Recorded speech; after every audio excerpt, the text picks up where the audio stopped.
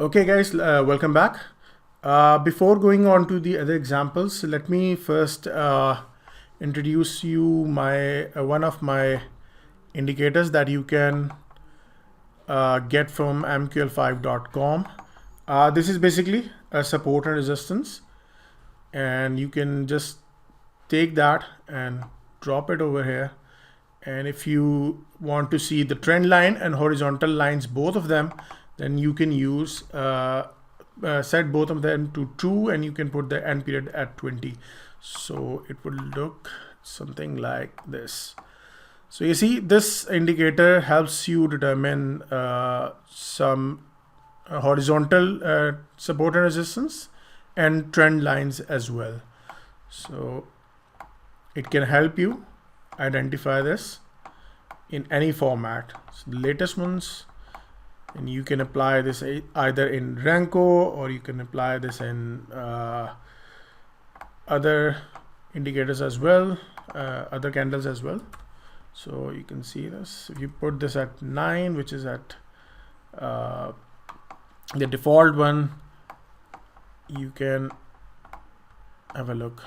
See, and if you want to set the trend lines at false, it will only give you the horizontal lines. So here you are, right? And if you can change them, the higher you get, the higher value, the more important the horizontal lines would be. So if you keep on at 30, end period at 30, you can see some of these trend lines, and are very the horizontal lines are very accurate ones. So you can see this one, a lot of resistance here, and the candles were unable to break that, so it counted as resistance. This line acted as a horizontal line, horizontal support. This line also acted as a horizontal support. So you can use this indicator, and you can get this from my profile. I have some my published products over here, and this is the product, support and resistance with trend lines. You can buy this and use it on your own, right? So let's move on to the examples. So here we were. Let's remove this indicator for now. Okay, so moving back and looking at let's look at okay, let's look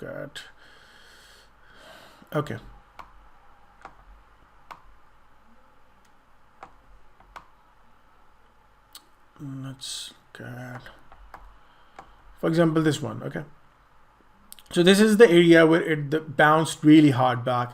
Now you can immediately see the reaction was quite good, but when it came back to this area, it went back again, right?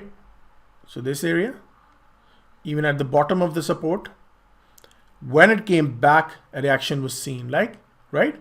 And then came back, retest again on the second attempt, and then went back really high, right? Then over here again, it moved up on a reaction, then came back, gave again a small reaction, and then it broke down, came back retesting. Here is a retest. If you can see this wick, it came back to the zone. So let's make a zone over here. So you can see, you can count this as a whole zone. So because this is the area, and another area where it reacted back. So this area can be called as a support or resistance. So this was a support, then it broke down and it became a resistance and went back down, and then it came back up, right? So here you can see it formed a little range. So if we move that up over here, and also this area, so this whole area can be counted as a region where it can bounce back. And here it did. It went down, broke down, came back a little high. Okay, this is the area. It came back, touched it, went down, right? And came back again to this area and went back and down again. Then you can see it came back right after a while and came back. Then it reacted. Then it came back and then reacted as well. So here you can take an entry over here and move your when it moved down. You could have put your take profit at any point. You can have put the take profit at this level if you wanted to, because that is the nearest support. So you could have opened a short sell position over here, but you could have taken your first take profit over here, or if you could allow it to go a little bit down, you could have taken take profit over here as well. So this is how you can play, right? Okay, let's look at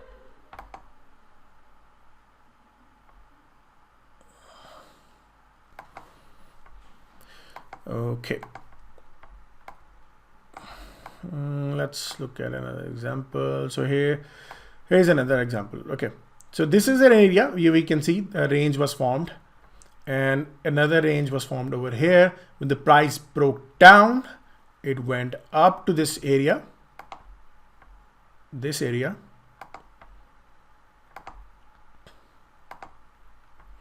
This area became as a resistance and it immediately came down, right? Then it went up, tried to make a reaction. It did make a reaction. And now if you also have to keep in mind, we are looking at only 5 pips box size, 50 pips, and this is not 200 pips, 200 points or 20 pips. This is a small box size. So here we can see another reaction. It came back down, but it didn't move a little further because this area acted as a support, right? When it break out from this area, it went up, touched a resistance area, our resistance area. This area was our resistance area. It came back, touched the support, and then went up, right? It went up and then it came into another resistance area. This was a bigger resistance area. As you can see, a lot of breaks over here, and then it came back really down. See, and then again acted as support. This area acted as support, went up again to this area, our resistance area, and then fell back down, right? Okay. Let's look at another example. So this area, right? Let me just put this away. Put these away. Okay. Let's put it there. Consider this area. So this is another range area. You can put this the lower level at this level and the higher level almost at this level, right? Almost at this level. Now, when the price broke out from this, you can immediately see it reacted from this area, right? It reacted and went up. You could have taken a buy position over here. So it went back up, came back down. On a very small area, it went back up. Then it came down. A small reaction, and as you can see, this wick is a small reaction again at this level. Then it went down, and almost at the lower level, it took a little bit reaction within that range and went down again, right? So this area was the support area, was the range area. It went back up, a small reaction within the area, and then went up again. Then it came back down again on this same region and then reacted very well and went up. Then after a while, it came back again in the same region and reacted, right? And then it came back down and again reacted from this area. So this range became a very important area for the price movement of CAD JPY. So this is how you can check where you can place your trades, or where you can have a look which regions are important and which regions are not. Since this was an area of only 5 pips, this is you can see a lot of bricks when it is in 10 pips or 100 points, it is much more easy to see and clear to see, right? So let's have another example. Let's look at USD CAD. We have let's move on to one.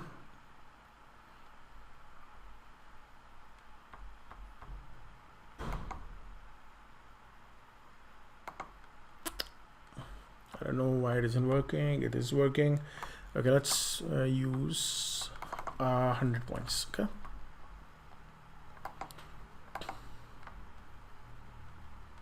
Right.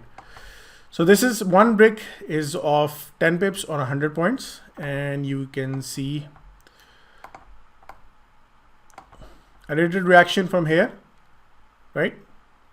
This area, we can count this area. Okay. The upper range is this area, and the lower range you can count as this area as well, right? Anywhere from this area. So you can see this area had been a little bit in a range area. It reacted to this area, went up and broke it out, and then when it came back to this area, it went up high, reacting on the top of the support area. This whole area is the support area. This is the lower part and this is the upper part. It reacted on the upper part, went up, and then when it came down, it reacted again on the lower area and went up again, right? Then again, you can see. Okay, let's move a little bit earlier. So this is another reaction. This area, you can see a great reaction over there, then a little bit more reaction, then it went up, and when it came down on this area, yes, we also talked about this area as well, it came back, it reacted again. Look at this, 3.5 bricks. That means roughly how much? Almost 500 points, 50 pips. So that's good. That's still good. Okay, let's move it to another example, and then we will be done with the video. Okay, there is another example, small example. A price was being rejected at this point, almost at this area, right? This area, then it went back up and then reacted, then it came back, then reacted, and then it hesitated over here, and then when it came back again to this area, another reaction, right? The first reaction is always the good one. The first reaction was really good at this level. You can see this, right? Almost a 500 points. Then it went back down, came back to this area, and then again it went down, right? Another 1600 points. So that is how you play with the Renkos. These areas are always the change areas, the way the price reacts is always a very, very good area that you can play. Here you can see it played while it reacted, then it went down and then reacted as well. And then when it came back to that area, almost that area, and then it went down. See, this is how you can play. A range is being formed, and then it went almost at the top of the range, and then went up high.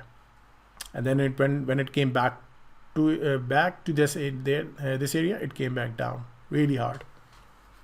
So this is how you play. So let's move on to another indicators that you can use with Renko. So I'll see you in the next video.